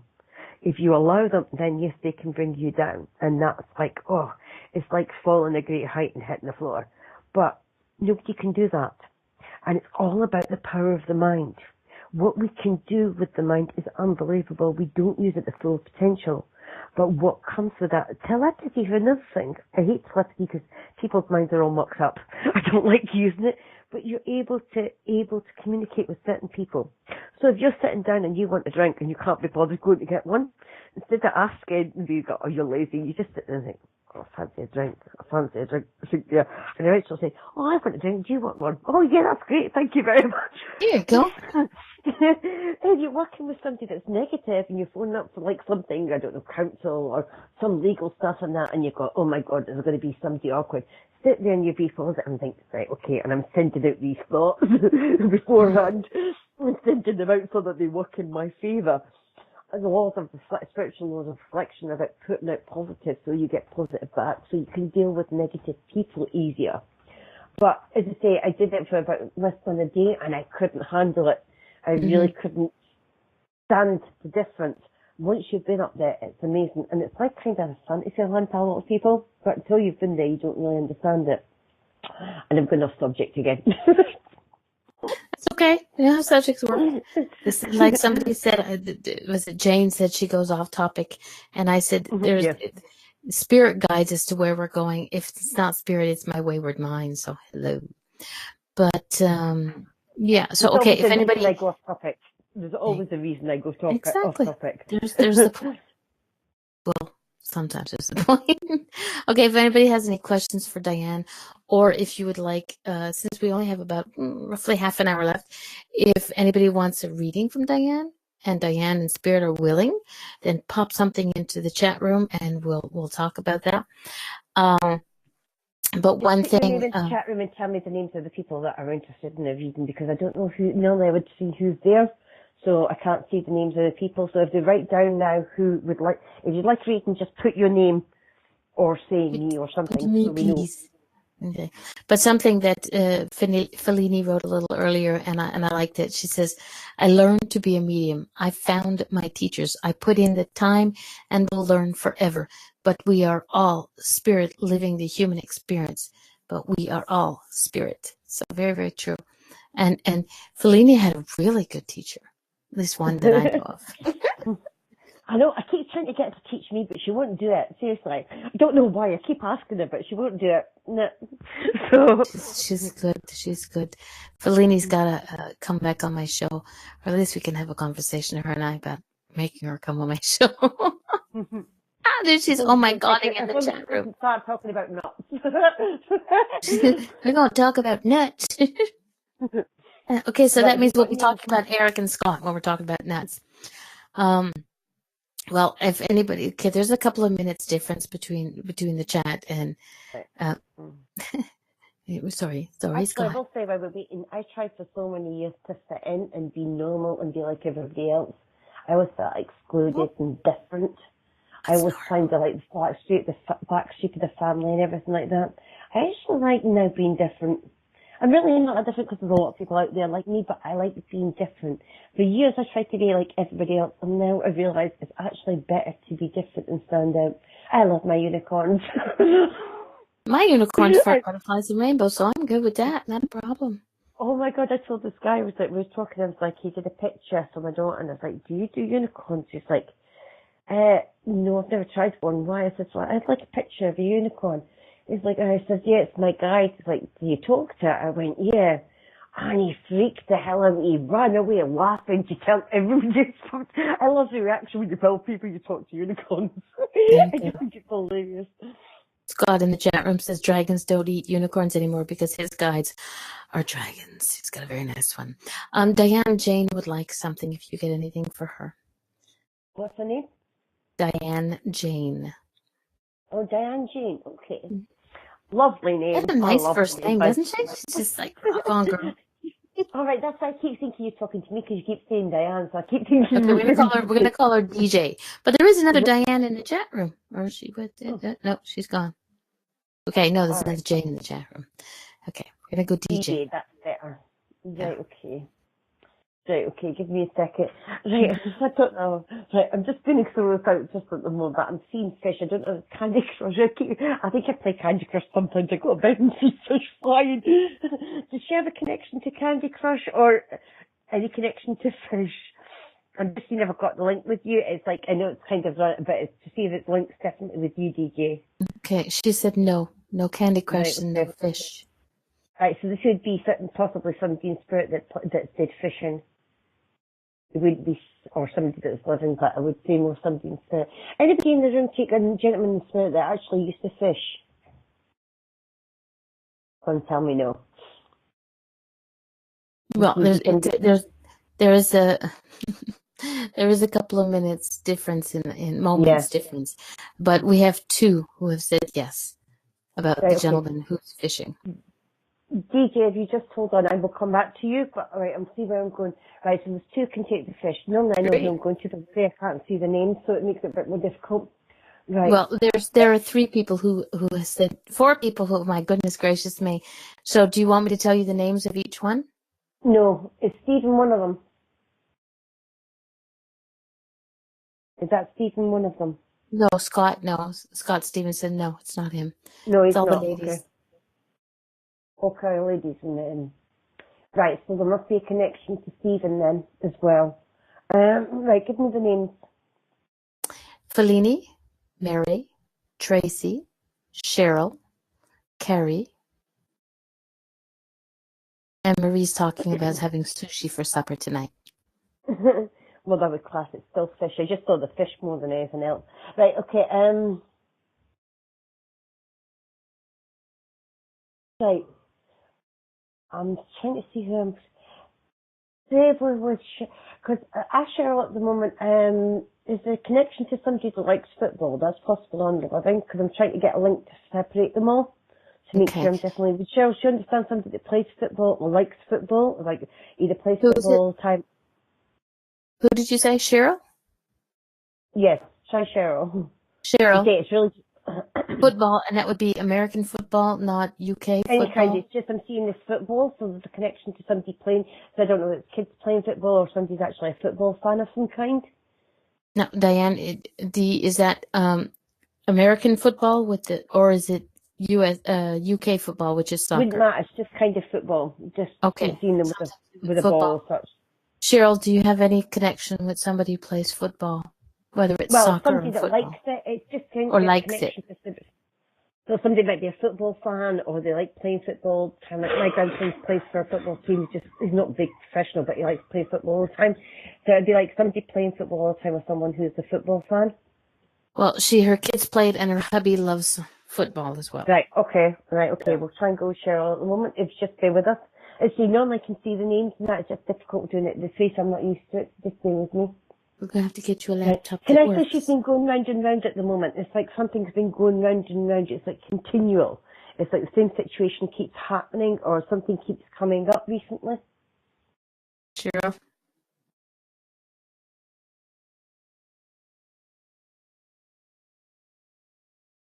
Because I also feel the mind's doing that as well. Her mind seems so cluttered. Everything's just going round and round and round. It's like she can't focus on one particular thing. It's like there's just so much in the mind. It's so cluttered at this particular moment. She said yes. Is that to both of them? I know the Yes, times her are mind is going, that things are going around and round. She just said right. yeah. Okay. Okay. Right, you need to calm the mind down and focus on one thing. And I can't, sorry, just my boyfriend in the background. He's choking to death. Yeah, he is. It's okay if he dies. He'll still be able to come back and talk to me, so don't worry about it. Just do it quietly. Right, okay. She needs to calm the mind down. I'm not sure if she meditates. I remember I said earlier on about grounding. It's like taking your shoes off and walking in the grass. She needs to ground herself as well because her mind's just so cluttered. It's away. It's just so much going on. So grounding would be a good thing, and meditation just to calm the mind down. And I feel she kind of is at a loss because she kind of, it's not a control freak, but she likes to control. She likes to know where she's going. She likes to know. And I feel at times she can actually get solutions to problems, but at the moment it's like she can't get solutions to the problems. Cheryl, did you get that?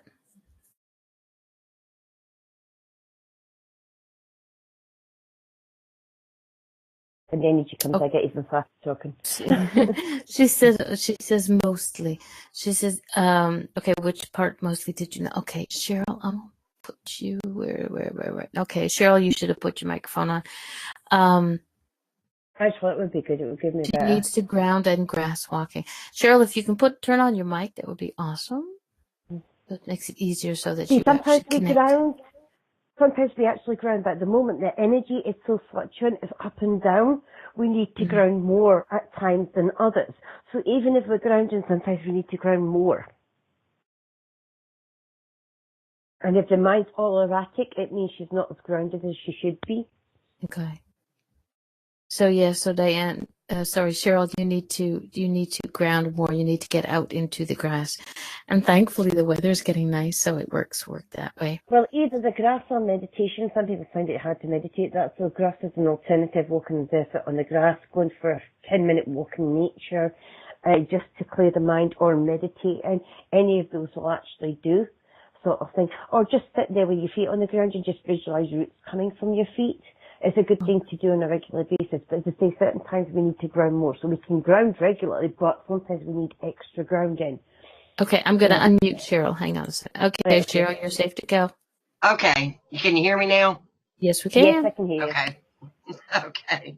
Yeah, it's not the first one that's kind of said something to me about grounding.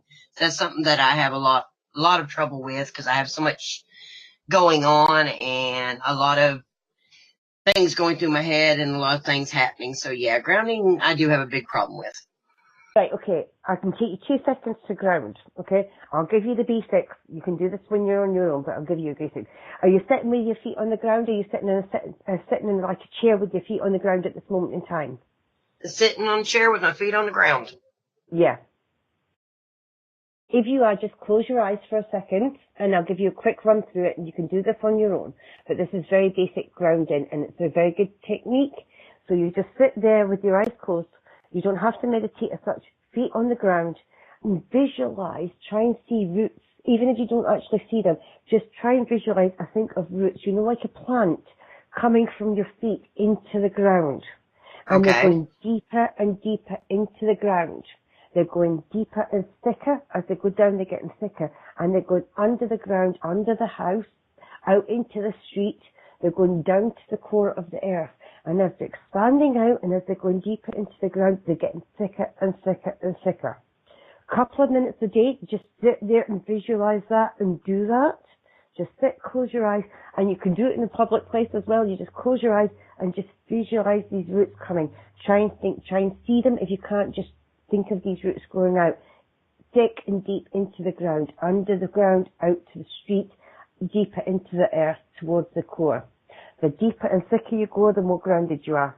It's very easy, very quick, and very simple to do. That's just one way of doing it, and it takes a few seconds to do. You just need to do it for a minute or so. You can do it a bit longer if you want, but you can do it very quickly that way. So if you've got a very busy lifetime or you're not sure, but that's a very good way of grounding yourself as well. All right, sounds good. Yeah, I can like do that. simple and easy. I like simple and easy. But that's, as they, if you can't get out into nature, you can't walk on grass and that, or you can't have time to meditate. Just that's what I do sometimes, is just put feet on the ground and just visualize that and think of roots going out, and that grounds you as well. Right. Because I just feel like everything's going on, and you kind of like to know where you're going. You like to know what's happening. You like to have solutions to problems, and it just feels like at the moment that you don't have the solutions. You understand this? Okay, yeah, because it's been pretty hectic around here with everything going on, yeah. Well, grounding and try and meditate, even if it's only 5 minutes a day, would be actually good. And sometimes doing it just before you go to bed, because it calms the mind down. It also helps you to sleep. Or lying in the bath and doing it, just relaxing in the bath. If you have problems meditating, just lie back, close your eyes, and just sit in a quiet room, or lie in bed just quietly with your eyes closed. And you find that eventually your mind, it's like going to sleep at night. When you go to sleep at night, you've got so much in your mind. The only way you can go to sleep is by making your mind go blank, stop thinking about things. And it's basically the same as meditation. You just try and stop yourself from thinking. And there's also a little exercise you can do, which is called the breathing exercise. You breathe slowly in through the nose, very deeply in through the nose. Some do for the count 3, some 5, it depends how you count. So a deep breath slowly in through the nose, then hold hold for the same count, so say 3, 1, 2, 3, then slowly out through the mouth. Okay. And you do this 2 or 3 times, and what it does, it raises your vibrations. So if you can't meditate on that, it just raises your vibrations very slightly, so it takes you up a little bit, and it just helps to calm you down. It's very good for panic attacks as well. Helps you in meditation if you have problems getting meditation, or you find that you're in a meditation and so there's noise or something distracts you. You do that breathing, it takes you back into the meditation. If you do meditation, it takes you deeper into the meditation. Very good for relaxing, and sometimes if you're in a stressful situation, just doing that just raises your vibration slightly. It's a very good little sneaky trick if you can't meditate and you're at work and you need to do something. It's very easy, very simple, and it does work, and it just raises your vibrations ever so slightly. But you find if you calm your mind down a little bit, you'll start to get solutions to the problems. Because I do feel spirit are actually communicating with you, because I feel you more feel things, but the things happen around you, but you have a more clairsentient feeling. So you feel energy, so you can walk in a room and tell if somebody's had an argument. It kind of gets really heavy and really dense. You can tell if somebody's happy or sad just by being around them. Do you understand this? I do. Yeah. It's called clairsentience. It's one of the best abilities to have, but it's also one of the hardest ones to learn. And sometimes it's like we pick up other people's pains as well. We don't always realise it. Sometimes because we're clairsentient, we can feel other people's emotions. So if you're around somebody negative or depressed, you're going to pick up that negativity and that depression. So you feel really happy, you're around somebody, and suddenly you start to feel miserable because you're picking up their emotions and their feelings. Same as with pain. If you're around somebody, you often get pains that don't really seem to come from nowhere. You suddenly get through around and you think, what have I done? I've not banged myself. Do you understand, like just random pains coming to you or random things? Sometimes it's like, oh, I don't feel well. And there's no particular reason for it. It's because you're around people who have got illnesses or things, and that's part of the sign of a healer as well. So I don't know if you realise you're a healer, but as a clairsentient and a healer, you'll pick up other people's pains. It's often a way of closing down to stop yourself, because when you're a healer, you're around somebody else, you'll automatically start healing them. And often certain kinds of healings, there's different ways to heal.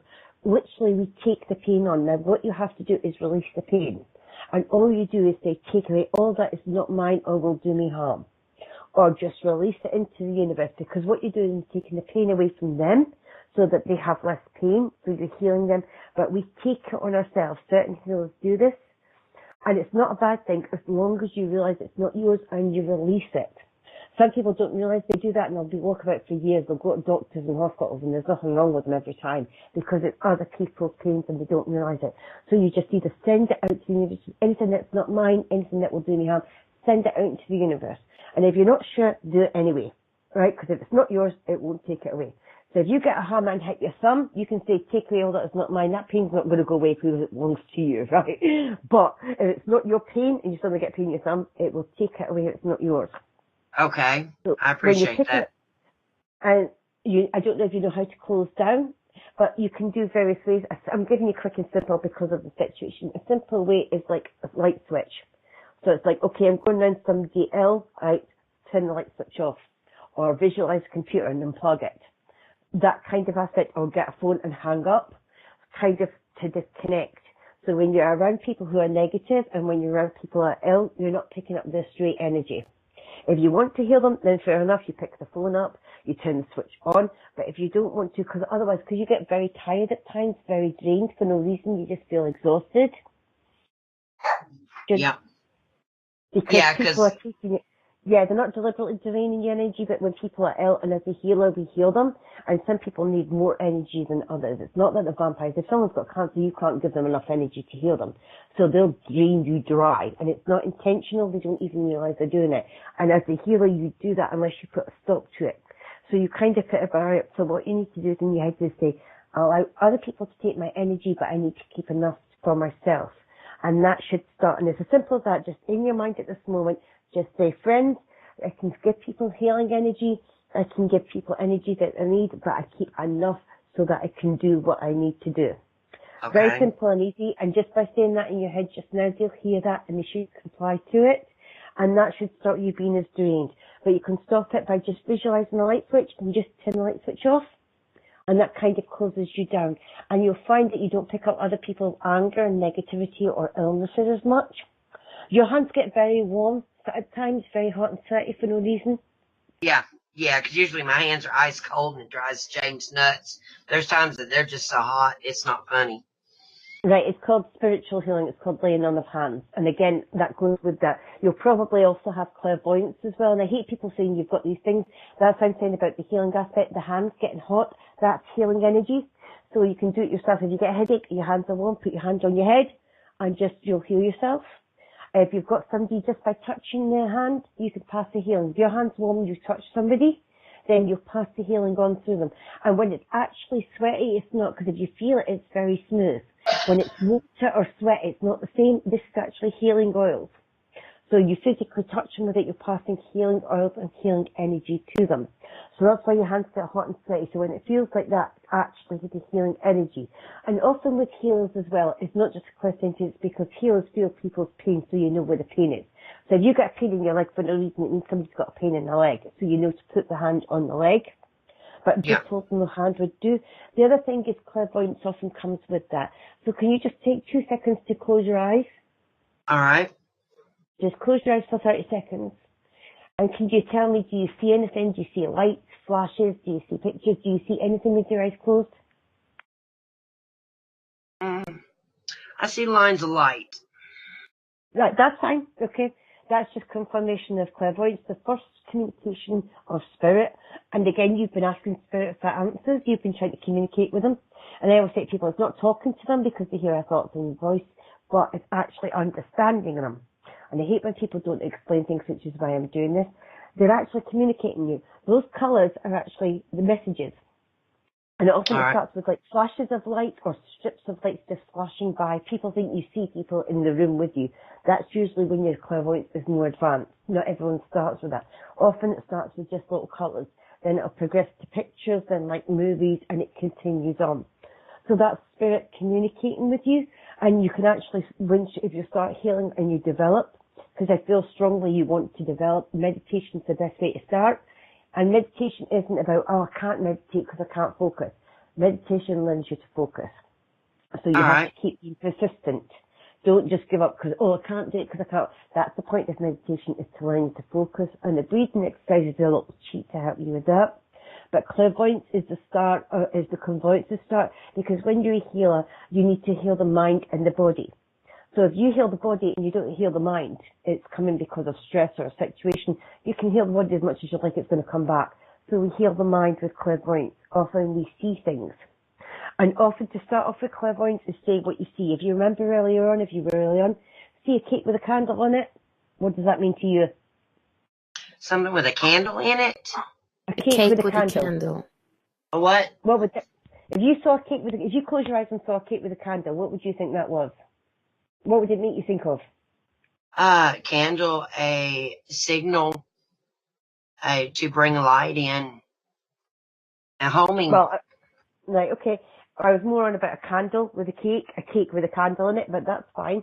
For example, if it was a baby, you might see booties or a baby blanket. And you can learn to communicate. That's how you start to communicate. That's how you start clairvoyance. A train would necessarily mean somebody's going on a trip, maybe a boat or a plane, or a train would necessarily mean a trip. It's how your mind works with it. So it's the first thing you think of when a certain picture comes up. So if you see a picture of a plane, that might mean to you somebody's going on holiday abroad. If you see a train, somebody's travelling. Or a car would mean somebody travelling. Make it simple. Say what you see. When you first start clairvoyance, say what you see. You can't understand the colours, but there is a way of understanding the colours. But when you start seeing pictures, which would be the next stage, if you start meditating, basically say what you see. So if you see, I'm trying to think of other examples. As I say, so whatever you say, you just give it to them. I'm seeing a plane, right? Do you understand that? Oh, I'm going on holiday, so therefore they can take it. Oh, yeah. I'm seeing a pram. Oh, yes, somebody's pregnant or there's just been a baby born. That kind of aspect. So whatever you see, I'd say usually see a candle and a cake would mean a birthday to most people. Yes. If you see a flame, that could mean to you, if you see a candle with a light, it could mean spirits coming forward, or it could mean that you need guidance because they're in a dark place, so the light's coming in. You interpret how you feel. Nobody can tell you what the interpretation is. It's what you feel with each thing that comes in. But if you meditate, then you'll start to see pictures, and that's how you interpret that. Basically, say what you see and let them understand it. It does develop from that. That would take a bit of meditation, but the clairvoyance is there. The healing's already natural in you, so you're actually naturally healed. You've been doing that for years, and that's why you've kind of had illnesses and things, and that's why you get depressed and have like things happen to you. You get angry, and that's for no reason because you're picking up other people's emotions. But there is a way of closing down and opening. But I just want to say the light switch just now would do you good. Just close your eyes, and because you're clairvoyant, just visualize the light switch in your mind and just turn it on and off. So instead of light opening and close, just visualize the light switch and turn it on and off. So when it's on, you're working. When you're off, you're not. So people can take your energy when it's on, and when it's off, it's not. Okay? Yes, thank you so much for that. That makes total sense, and it helps a whole lot. Well, people say meditate or ground in that, but they don't always explain, or they'll say you're clairvoyant, but they don't tell you how it works or whether it does. So when I said about the healing and the clairvoyance, I'd just like to prove it, which is why I did that. That's a very quick course, by the way. Very simplified and very quick course. But That works. that's how you start developing your abilities, because you want to develop, you want to do more, but it's like, where do I start? Meditation, but it's already there, and as you do it, it'll develop, but that'll start you on your path. Okay? And I'm going to leave you with that and the love of spirit. Oh, wait a minute, there's a lady coming in. I was actually going to move on, but there's a lady coming in. Right, she's a very forceful lady, shall we say politely. She's very strong energy. She's very there, if you understand this. Yeah. Okay, because she's just like, you're not going away before I say hello sort of thing. And I feel, I'm not sure if she was a big lady or it's just very strong energy around this lady. A bit intimidating, I would say. Would that make sense to you? She could be a bit intimidating at times. Yeah. I probably know who you're talking about. Right, okay. But I feel she also had this distinctive laugh. I feel if she would have actually laughed, it would have been like a wholehearted laugh, and it would be out, you know, and it would be almost funny her laughing rather than the actual anything that she'd said or that herself. But she would just kind of start laughing at something that she would think of, and when she laughed, it was kind of very contagious because it was more laughing because of the way she laughed. Would that make sense? Yeah. Okay. Right. She's like, I'm not really telling you who I am because she doesn't really have to. As far as she's concerned, she doesn't have to say who it is. You should know who it is. And that's the kind of, that's the way she was when she was here. Oh no, she'll know who this is. Right. And she's just like, I was the hierarchy. I was the one. I kind of ruled the domain. Everybody, they might have thought they knew they were doing everything themselves, but I was the one that ruled the roost. You know, everyone did what I said. I was like kind of they were a bit scared not to. They kind of had no option. They was like, oh my God, right, okay. I'm not going to get on the bad side, Jill. Yeah, although I think you actually did things behind her back that she didn't know about, but she actually did. Yeah. And it was like, how do you know this stuff? You know, it's like, I find out. She's like, people used to tell her that. She's like, I used to tell you, I had eyes in the back of my head. I knew what you were doing. I found out everything that was happening. Yeah. Like, but she knew you did stuff behind, like you shouldn't have been doing, but she knew about it at the time. But sometimes she let you away with stuff. Okay. Yeah. That sounds like my mom. She was 5'2", but she scared the crap out of me, even after I was grown.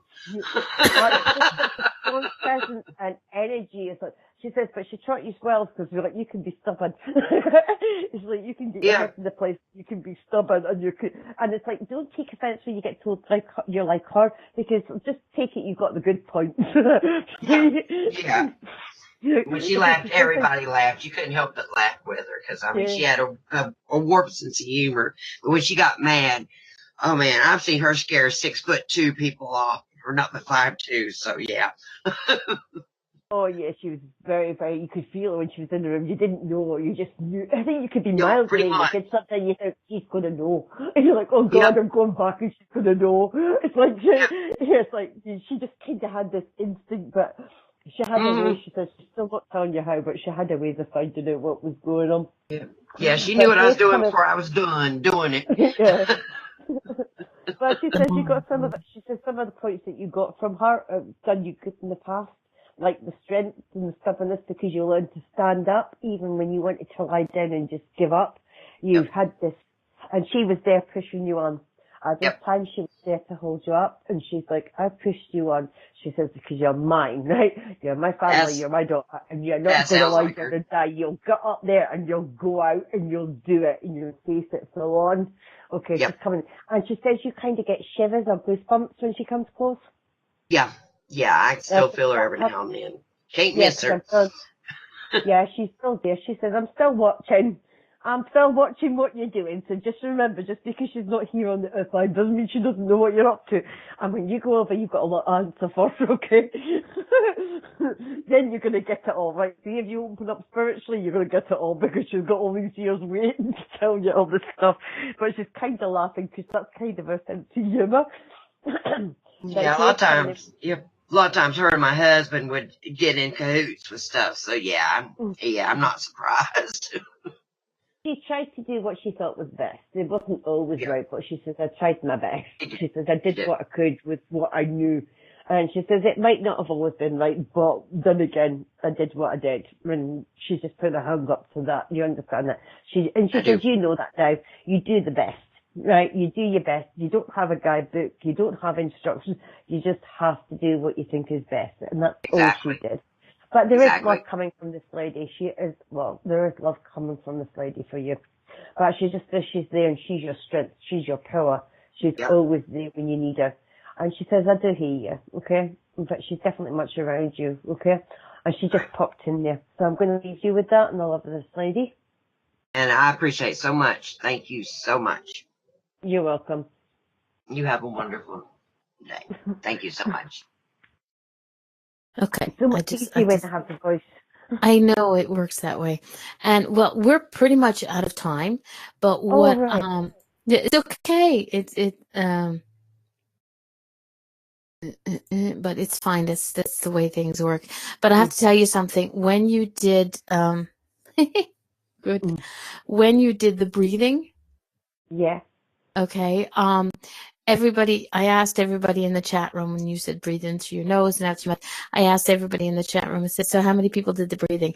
I mean, I know I did it, and there's at least 4 people who admitted to doing it. So you've touched in, like, helping Cheryl. You've reached out and you've touched other people. So that'll make a nice connection there. First off, let's thank everybody who's in the chat room now. Cheryl, DJ, Fellini, Jackie, Jane, Jennifer's Journey, Kathleen, Mary, my goodness, Scott, Supernatural Radio, and Tracy. I am glad you guys all made it here.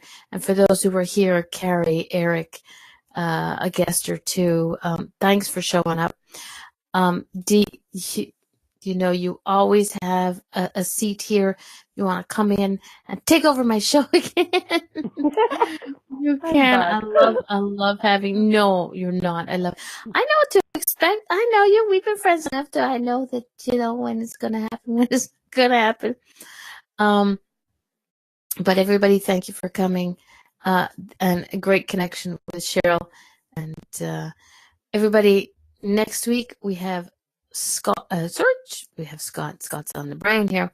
We have Nick Fox. So if anybody knows who Nick is, he's going to be here next week. Diane, do you have any parting words of Yes, amazing? DJ, I did say I would give you a reading. Unfortunately, we're out of time, but if you contact me on Facebook and message me, it's under Diane Elson, D Medium, or you'll get me in the group. I will actually give you a reading because I did say I'd come back to you. DJ, if you can't find her, you let me know and I'll connect you two up. Yeah. And also my friend I was saying that did the healing and that, she deals with PTSD and that, and hopefully you get Elaine on. Then she actually has on my group as well, which is the Medium International Spiritualist, and you'll be able to get a link there for her, or if you ask, we'll give you a link to that link as well. But thank you, it's been a lovely vibration, and I love the questions, by the way. Thank you so much for the questions. Thank you, everybody. Thank you, Dee. You are a doll. Everybody, I will see you next week, same time, same bat channel. Love, darlings.